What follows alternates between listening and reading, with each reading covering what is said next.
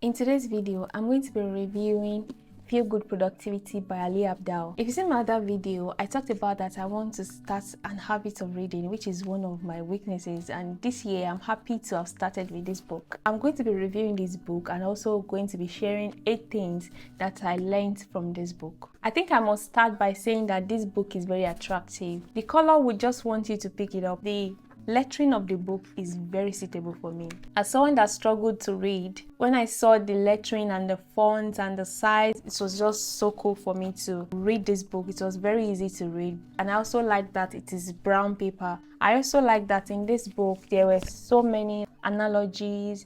He used a lot of researches to prove his point about whatever he's trying to establish in this book, which I really find interesting because when he uses stuff like that, it makes it stick even more clearer for me to remember. The other bit I like about the book is the way he organized the book. There are 3 major sections, and each section would have subsection, and some of the subsection will have something that it discuss under it, which makes it really clear. It's not clumsy. Like I said earlier in this video, I'm struggling with reading, and it's an habit that I really want to go into.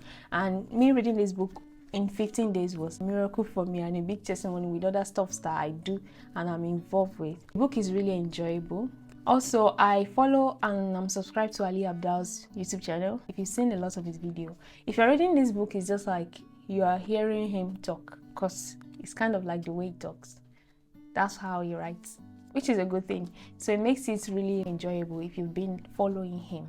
Generally, if you would ask me what is the aim of the writer of this book, or what is the objective, or what is the point that he keeps hammering on in this book, I would say is obvious in the writing. It says feel good productivity, so it keeps hammering and it keeps establishing throughout the book that whatever you're doing in every of your productivity, it shouldn't be like a burden to you. It should be something that you enjoy. It is possible to be productive and to also feel good at the same time.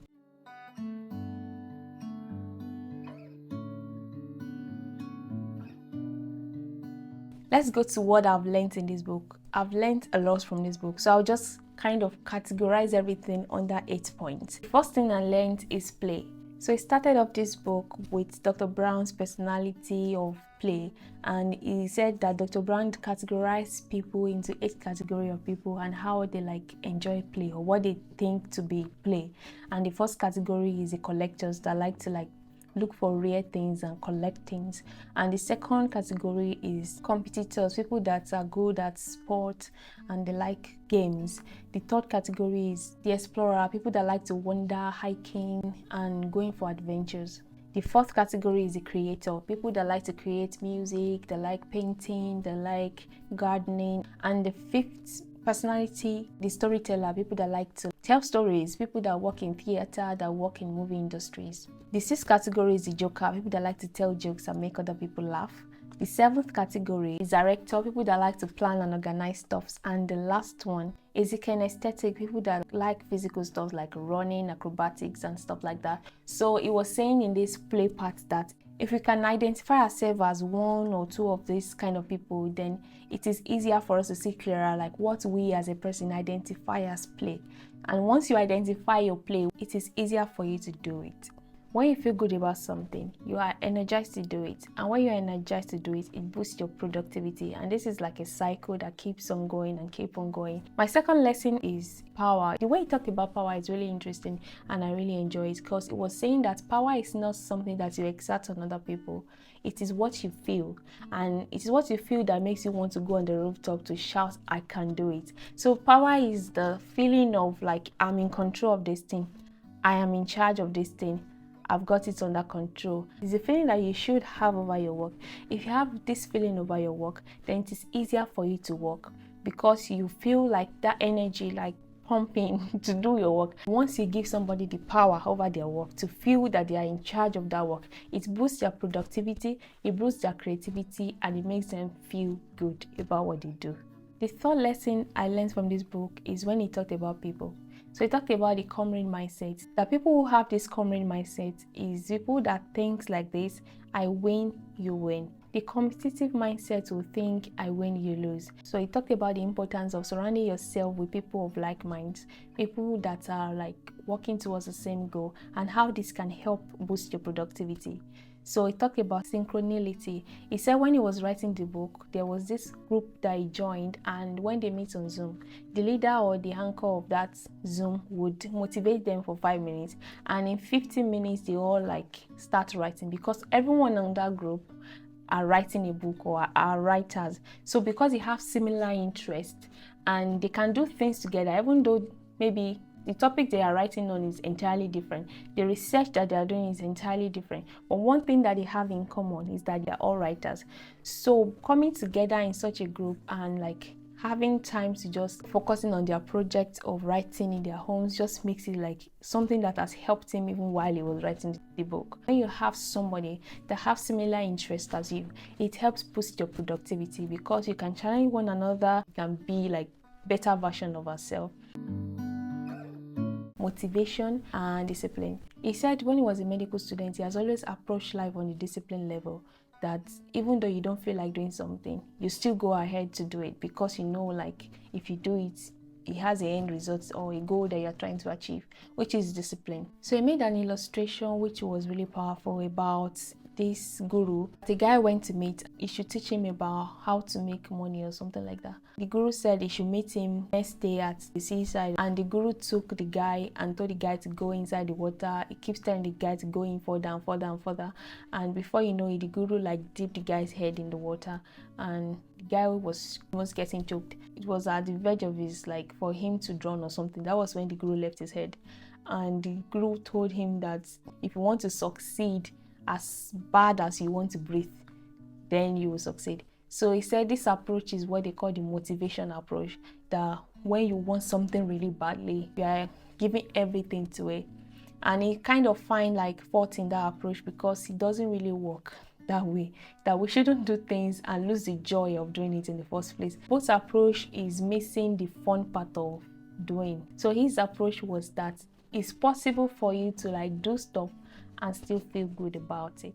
And his approach is the unblock approach. He said you should ask yourself some questions, which is the why, the what, and the when.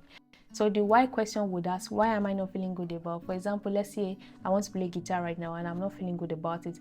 Why am I not feeling good about playing guitar? Okay, I just finished an 8-hour shift and I feel so tired. Okay, so the what is, what can I do to make myself in a good place to play the guitar right now? And the when is, don't just say, okay, I'll play the guitar after I've rested, but put a time frame. Say, okay, I'm going to rest for 2 hours, and by 9 o'clock I'm going to pick up my guitar and I'm going to play for like 15 minutes. So when you put all this in place, it helps you to do whatever you have in plan to do. The fifth lesson I learned from the book is when he talked about finding courage. So under this courage, he talks about fear. So he said sometimes what is holding us back from doing things is the fear. And the solution to do is to know your fears. When you know your fears, then you can overcome them. So if you're trying to do anything and you're fearful about it, try to call it out to say that, okay, why am I fearful about this thing? Am I fearful because I feel anxious whenever I'm around this person, or I feel anxious whenever I try to do this, or I'm feeling anxious about the outcome of this? Once you name it out, then you are on like the road to overcoming it. Under this courage, you talk about emotional label and identity label. Emotional label is if you're feeling fearful about something, try to look for, okay, why am I feeling fearful about this thing? And the identity level is when you already see yourself as that thing. For example, I don't like to wake up in the morning, so I would say I'm not a morning person. If I already identify as not being a morning person, then if I want to maybe start doing productive thing in the morning, if I then start like not saying that about myself, saying that, okay, I am a morning person, and start seeing the possibility of me being a morning person, then a change can happen. So he was saying that if anybody is being tagged negative, they have the possibility of doing even more negative things. The sixth thing I learned from this book is how to overcome fear. So he talked about the 10-10-10 rule, that whatever you're fearful of, or if you feel like you failed at something now, ask yourself, would it really matter in 10 minutes? Would it matter in 10 weeks? Would it matter in 10 years? The other thing he talked about how to like overcome fear is when you talk about the alter ego, that if you like are struggling to do something, try to imagine yourself to be, for example, if I'm struggling to play the guitar in front of 10,000 people, if I try to imagine myself like having like this picture of how it will look like if I'm playing in front of 10,000 people, or try to like think of a big musician that plays in front of 10,000 people and trying to step in myself into that personality, then I can do whatever I'm afraid to do. He likes to wear glasses when he's going for a presentation just to reduce his anxiety, because he has Professor something that he believes he is when he's like doing stuff like that. That will help him to be like, okay, this is not him doing this, but this is that person. I think that's the only place that I kind of have issue with the book that I really didn't agree with, because as a Christian, I would say that I don't want to step into any alter ego. I don't want to step into another person. Why can't me as a person still be that person that is like playing in front of 10,000 people? And I'm not afraid. I believe that to overcome some of my fears of maybe playing in front of people, I would rather like depend on the Holy Spirit to help me and think of it like, okay, if I'm going to play in front of people and the Holy Spirit is there with me, how would that look like? Like if I'm trying to do something and the Holy Spirit is empowering me to do it, how would that look like? It was using the example of Beyonce that when she's performing, she thinks of herself as a Sasha Fierce. Why should I think of myself as somebody else when I can still be that person? I think that's the only place that I kind of disagree with the book a little bit. The second to the last thing that I learned from the book is sustaining, like conserve. Sometimes we might find ourselves maybe losing whatever we already like started. So he's saying that we can sustain whatever that we enjoy. So he said there are different ways people could get themselves in burning out. He said if you want to conserve and sustain your feel-good productivity, you should avoid doing these three things. Don't overdo works, don't put too much stuff, don't overdo activities, and try to give yourself quality breaks, and also don't do the wrong stuff, like invest your energy on the things that make you feel happy. And the last lesson I learned from this book is when he was talking about how to recharge. So he talked about an acronym he called CALM, C-A-L-M. This says that when we do creative activities, it unlocks our competence. To recharge, whenever you do like something that makes you feel good, it recharges your competence. And the A is that it gives you the sense of autonomy, that you are in charge of what you're doing. And the L stands for the feeling of liberty, and the M stands for it helps us to mellow. And there was this place where he was describing how to like mellow. He was talking about nature, how to bring in nature into your house and into your space. And there was researches that he talked about that bringing in nature to space has helped people to like have the feeling of calm. I hope the lessons I've learned from this book and this book review will encourage you to pick up the book to read it, because I've only said just bits of what is in the book. It's a summary. There are many juicy things about the book. There are many analogies of things that he described in the book that I will challenge you to pick it up to read so that you can get the full details of what the book entails. Yeah, I hope this video has been valuable to you. I hope you enjoyed this book. If you would like to see more content like this, please encourage this channel by subscribing down below so that I can bring you another book review. I've started another book already and I would like to share that also with you at the end of me finishing the book. If this has been value for your time, don't forget to subscribe down below, and then I'll see you in my next video. Thank you for watching.